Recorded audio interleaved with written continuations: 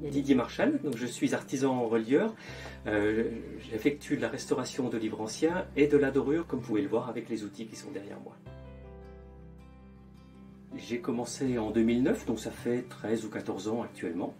Je suis venu dans le domaine de la reliure en démarrant comme bibliophile. Et comme beaucoup de bibliophiles, j'ai un jour acheté des ouvrages qui étaient en mauvais état, que je recherchais depuis très longtemps, et j'ai voulu trouver quelqu'un pour restaurer ces ouvrages. Et ça a été très compliqué, à tel point que je n'ai trouvé personne. Et c'est là où je me suis dit, certainement, la possibilité de démarrer par moi-même, de me former auprès d'un artisan, et d'ensuite me spécialiser dans la restauration des livres anciens. Alors je suis allé chez un artisan qui a bien voulu m'accueillir à raison de 2 heures par semaine, lorsque j'avais la possibilité dans le cadre de mon ancien métier. Et ensuite, au bout de quelques années, j'ai préparé mon CAP et j'ai continué ma formation avec un BMA et un DMR. Comme je travaille beaucoup dans le domaine de la restauration des livres anciens, j'ai voulu utiliser des machines qui avaient aussi un petit peu d'âme et qui avaient déjà vécu. Donc la plupart de mes outils et de mes machines, ce sont des objets qui ont, pour certains, comme la grosse presse qui est ici derrière moi, à peu près 120 ans. Pour les outils, les fers à dorer, ce sont des outils qui ont, pour certains, une 50aine d'années. Donc c'est vraiment une volonté d'utiliser des outils anciens, de leur donner aussi une deuxième vie. On va parler de reconversion, parce qu'effectivement, on a une qualité de réalisation avec ces outils qui est très différente de ce qu'on peut avoir avec des outils modernes.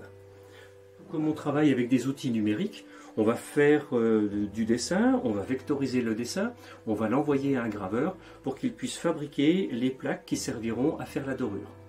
Donc on travaille à la fois sur des matériaux, on travaille sur des techniques et on travaille sur des idées. Et puis en ce moment, je suis en train de travailler sur quelque chose qui est très inhabituel. On travaille sur une reliure gourmande, un livre qui va être entièrement fait de manière à être totalement comestible.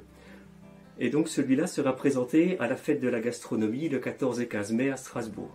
Créativité et innovation, je pense que ce sont 2 éléments extrêmement importants.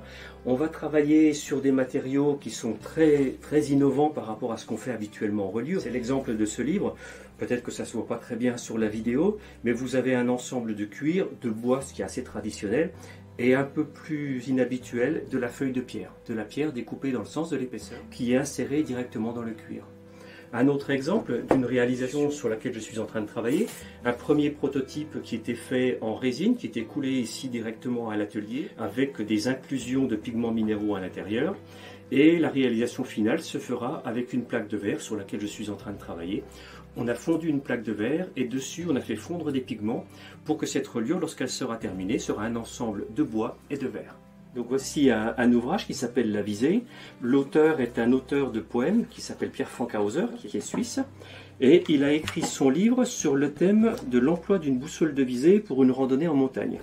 Donc on a un ensemble de poèmes qui sont reliés dans ce petit ouvrage qui est ici.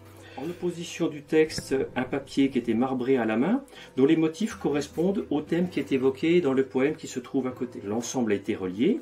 Et cette reliure rentre dans un coffret qui a exactement la forme et les dimensions d'une boussole de visée. Et voilà la reliure et l'extérieur de la reliure sur le thème de la visée.